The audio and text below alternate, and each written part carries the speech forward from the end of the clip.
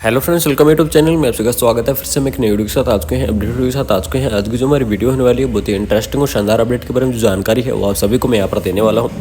जैसा कि आप सभी को पता है, एक बहुत ही बड़ी ब्रेकिंग न्यूज़ चल रही है, यानी कि कल से एक बहुत ही अच्छी खबर आपको यहाँ पर देखने को मिल रही है, जिसके अंदर टोटल पोस्ट आपकी 9890 पोस्ट के बारे में यहाँ पर चर्चा हो रही है। ठीक है, जिसके अंदर आपकी पोस्ट कौन कौन सी रहेंगी ये देख लीजिएगा। यहाँ पर CHO की पोस्ट के लिए बोला जा रहा है, ANM की पोस्ट आपकी रहने वाली है, स्टाफ नर्स की आपकी यहाँ पर पोस्ट रहेंगी। ठीक है, इसी के साथ साथ फार्मासिस्ट की पोस्ट रहेंगी। काफ़ी अलग अलग पोस्ट आपको यहाँ पर दी गई है, लेकिन उसके बारे में क्या सच्चाई है उसके बारे में हम यहाँ पर चर्चा करने वाले हैं। सबसे बड़ी इंपॉर्टेंट एक सबसे बड़ा क्वेश्चन यहाँ पर देखने को मिल रहा है, क्या जो एप्लीकेशन फॉर्म है वो रीओपन होंगे या नहीं होंगे, ये सबसे बड़ी और इम्पोर्टेंट चीज़ यहाँ पर देखने को मिल रही है। तो इसके बारे में हम यहाँ पर चर्चा जरूर करेंगे। ठीक है, सबसे पहले देख लेते हैं क्या ब्रेकिंग न्यूज़ जारी की गई है और कहाँ कौन सी स्टेट की तरफ से जो वैकेंसी है वो आपको करवाई जा रही है।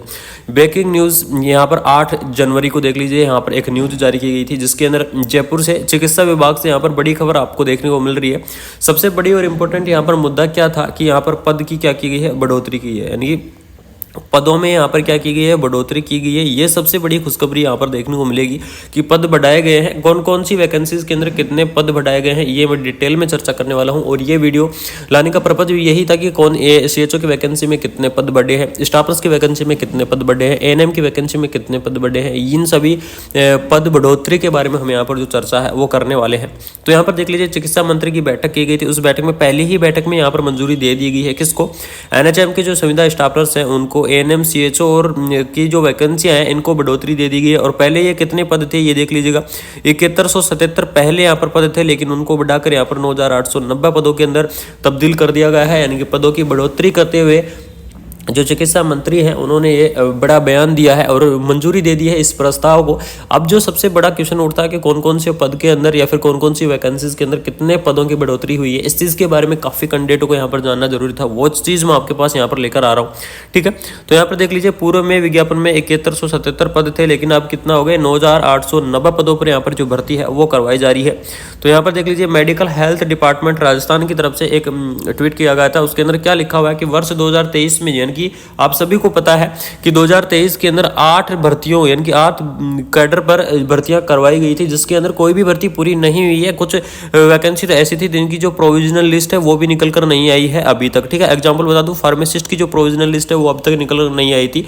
लेकिन यहाँ पर देख लीजिए, 2023 में जो एडवर्टाइज संविदा कर्मचारियों का यानी कि staff nurse, NHM staff nurse का जो 2023 में विज्ञापन एडवर्टाइजमेंट जारी हुआ था, 1588 पदों पर था, लेकिन उनको बढ़ाकर 750 यहाँ पर पद हैं वो कर दिए गए हैं। यानी कि 750 पदों की बढ़ोतरी करके, और यहाँ पर कुल टोटल जो स्टाफर्स के पद किए गए हैं वो किए गए हैं 2338, यानी कि पहले 1588 थे, उसमें 750 पद और ऐड कर दिए गए हैं, और 750 पद ऐड कर यहाँ पर टोटल अब जो NHM के स्टाफर्स के जो पद हो गए वो हो गए 2338। ठीक है, उसके बाद में देख लीजिए, संविदा महिला स्वास्थ्य कार्यकर्ता यानी कि जो ANM की वैकेंसी थी 2058 पदों पर हो रही थी, लेकिन उसमें 1000 बढ़ाकर अब 3058 यानी कि 1000 पद यहाँ पर ANM के और जोड़ दिए गए हैं। पहले कितनी थी, 2058 पदों पर जो भर्ती है वो करवाई जा रही थी 2023 के विज्ञापन के अनुसार। लेकिन अब जो चिकित्सा मंत्री ने जो प्रस्ताव को मंजूरी दी है उसके अंदर 1000 पद और ऐड कर दिए गए हैं ANM के।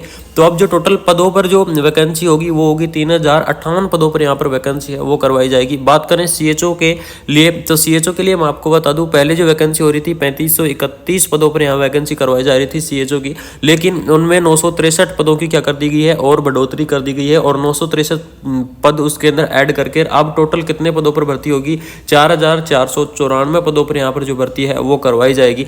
तो ये बढ़ोतरी हुई है किसके अंदर, वैकेंसीज के अंदर। पहले कितनी वैकेंसी थी, अब कितनी वैकेंसी थी, ये कंपेयर मैंने आपको बता दिया है कि कौन कौन सी पोस्ट के अंदर कौन कौन सी कितनी पदों की बढ़ोतरी हुई है। यहाँ पर स्टाफ नर्स के पद हो गए, ANM के पद हो गए, ठीक है, CHO के पद हो गए, काफ़ी पदों पर यहाँ पर बढ़ोतरी की गई है। RSMSSB द्वारा संशोधित विज्ञप्ति जारी की जाएगी, यानी कि दोबारा से आपका जो एडवर्टाइजमेंट है वो यहाँ पर जारी किया जाएगा। देख लीजिएगा, स्पष्ट यहाँ पर लिखा हुआ है RSMSSB द्वारा संशोधित विज्ञप्ति जारी की जाएगी, यानी कि आपका एडवर्टाइजमेंट जारी किया जाएगा उसको संशोधित करके।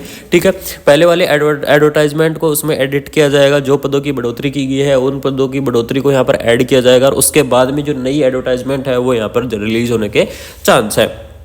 अब जो सबसे बड़ा क्वेश्चन आता है कि क्या एप्लीकेशन फॉर्म क्या रीओपन होंगे, ये चीज़ काफ़ी लोग बोल रहे थे कि सर एप्लीकेशन फॉर्म क्या रीओपन होने वाले हैं। तो मैं आप सभी को बता दूं, जिस हिसाब से ये लाइन दी गई है, सबसे पहली और बड़ी मैं आपको यहाँ पर अपडेट दूंगा, देख लीजिए। जिस हिसाब से ये लाइन, इस लाइन को आप जरूर फोकस करिए, जिस हिसाब से ये लाइन दी गई है, ठीक है, इस हिसाब से तो ऐसा लग रहा है कि विज्ञापन जारी हो सकता है कि RSMSSB द्वारा संशोधित विज्ञापन एडवर्टाइजमेंट जारी किया जाएगा, ठीक है। इस हिसाब से तो ऐसा लग रहा है कि विज्ञापन जारी हो सकता है, लेकिन मैंने काफ़ी बात की है उन्होंने और आप सभी को बताया है। इसके साथ साथ एक चीज़ को आप जरूर ध्यान रखें, कुछ टाइम पहले CHO की जो वैकेंसी थी उसका जो एग्जाम डेट है वो फिक्स किया गया था 3 मार्च, ठीक है।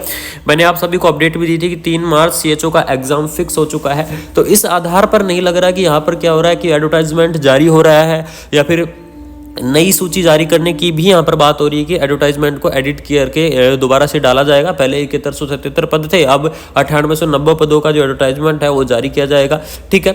एक साइड ये भी हो रहा है कि जो CHO के पद हैं उनको एग्जाम डेट भी दे दी गई है कि 3 मार्च की एग्जाम है राजस्थान CHO की। तो इस हिसाब से ये लग रहा है कि एप्लीकेशन फॉर्म रीओपन होने के चांस बहुत ही कम लग रहे हैं। लेकिन अगर कोई चांस है एप्लीकेशन फॉर्म के रीओपन होने के तो वो हम पूरी करवाने की कोशिश करेंगे। साथ ही साथ आपको जरूर मैं अपडेट देता रहूंगा कि अगर एप्लीकेशन फॉर्म के रीओपन की अगर कोई गुप्त सूचना आती है तो आप सभी तक मैं पहुंचाने की जरूर कोशिश करूंगा। तो अगर ये वीडियो अच्छी लगी और इन्फॉर्मेशन अच्छी लगी तो चैनल को सब्सक्राइब एंड बेल आइकन को ऑन कर दीजिएगा, जिससे ऐसे वीडियो हम आपके पास टाइम से लाते रहेंगे। Thank you so much. जय हिंद, जय भारत।